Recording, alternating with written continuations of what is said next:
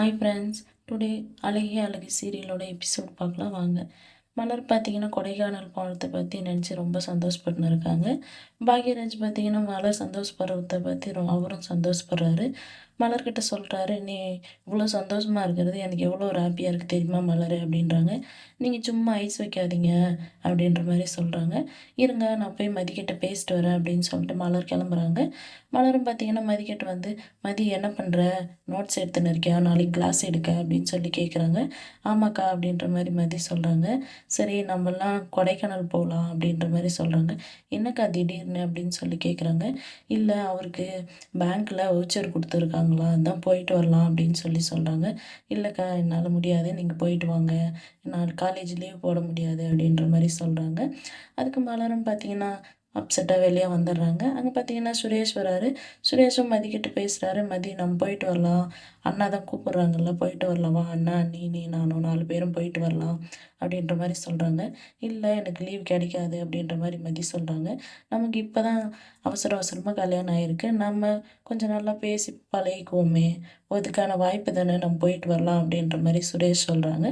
மதி எனக்கு கொஞ்சம் டைம் கொடுங்க, நான் யோசிக்கிறேன் அப்படின்ற மாதிரி யோசிக்கிறாங்க.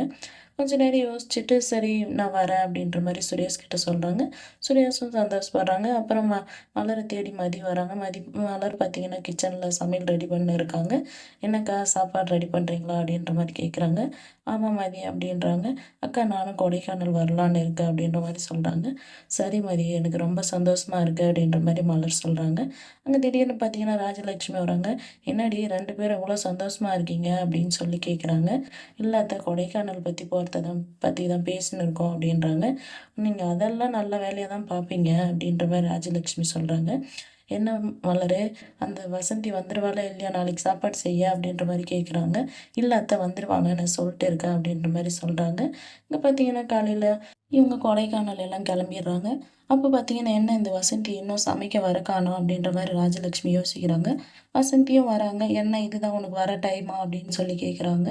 அப்புறம் பார்த்தீங்கன்னா சரி போ, காலையில் நாங்கள் 8, 8:30க்கெல்லாம் சாப்பிட்ருவோம், இட்லியும் தக்காளி தொக்கும் கிச்சடியும் தேங்காய் சட்னியும் வச்சிடு அப்படின்றாங்க. அப்புறம் பார்த்தீங்கன்னா ஒரு 10 மணிக்கு டீ சூடாக வச்சிடு அப்படின்றாங்க. அதுக்கு பார்த்தீங்கன்னா வசந்தி என்ன இதெல்லாம் ரெடி பண்ணுமா அப்படின்ற மாதிரி போகிறாங்க. அவங்களும் செஞ்சு முடிச்சுட்டு நல்லா ரெடியாக வச்சுட்டு இருக்கேன், நான் கிளம்புறேன் அப்படின்ற மாதிரி சொல்கிறாங்க. என்ன கிளம்புறியா, மதியானத்துக்கு முருங்கைக்காய் சாம்பார், ரசம், 2 பொரியல் ரெடி பண்ணிவிடு அப்படின்ற மாதிரி சொல்கிறாங்க. என்னது 2 பொரியலா, அதெல்லாம் முடியாது, சாம்பாரும் எதனா ஒரு பொரியலும் நான் ரெடி பண்ணி வச்சுட்டு போகிறேன் அப்படின்ற மாதிரி சொல்கிறாங்க.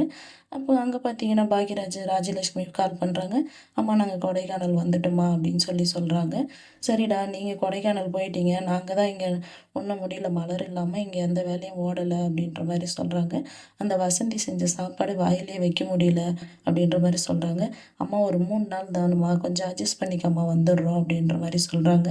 ராகவனும் பார்த்தீங்கன்னா அதை சாப்பிட்றாரு. என்ன இது வாயிலே வைக்க முடியல இப்படி இருக்குது அப்படின்னு சொல்லி சொல்கிறாங்க. பார்த்தீங்கன்னா திடீர்னு தங்கராஜ் வராங்க. வாங்க மாப்பிள்ள அப்படின்னு சொல்லி சொல்கிறாங்க. என்ன மாமா வீட்டில் எந்த சவுண்டும் காணும், யாரும் இல்லையா அப்படின்னு சொல்லி கேட்குறாங்க. இல்லை மாப்பிள்ளை எல்லாம் கொடைக்கானல் போயிருக்காங்க அப்படின்றாங்க. சுரேஷும் மதியம் புதுசாக கல்யாணம் ஆனவங்க போகிறாங்க. பாக்யராஜும் மலரும் என்ன அப்படின்றாங்க. ஏதோ வவுச்சர் கொடுத்துருக்காங்களாம், போயிட்டு வரேன்னு போயிருக்காங்க மாப்பிள்ளை அப்படின்றாங்க. சரி உக்காருங்க மாப்பிள்ளை சாப்பிடுவீங்க அப்படின்றாங்க. உங்களுக்கெல்லாம் சாப்பாடு எப்படி ரெடி ஆயிடுச்சு அப்படின்னு சொல்லி கேட்குறாங்க. இல்லை பக்கத்து வீட்டில் வேலை செய்கிற வசந்தி வந்து ரெடி பண்ணாங்க அப்படின்றாங்க. நான் வேணா ரேவதியை வந்து 2 நாளைக்கு இருந்துட்டு போக சொல்லிட்டா அப்படின்னு சொல்லி கேட்குறாங்க. இல்லை மாப்பிள்ளை வேணாம், அவங்க இங்கே வந்துட்டால் உங்களை யார் பார்த்துக்குவாங்க அப்படின்ற மாதிரி சொல்கிறாங்க. ராகவ் பார்த்தீங்கன்னா பசிக்குது, வசந்தி நைட் சாப்பாடு செய்ய வரல, ராஜலட்சுமியே போய் சமைக்கிறாங்க. அவங்க சமைச்ச சாப்பாடை எடுத்துன்னு வந்து கொடுக்குறாங்க. என்ன இந்த சாப்பாடு வாயிலே வைக்க முடியல அப்படின்ற மாதிரி ராகவன் சொல்கிறாங்க. ராஜலட்சுமி பார்த்தீங்கன்னா என்ன பண்ணுறது, என்னால் முடியலைங்க அப்படின்ற மாதிரி முடிக்கிறாங்க. அடுத்து என்ன நடக்க போகுதுன்னு பார்க்கலாம், வெயிட் பண்ணுங்கள்.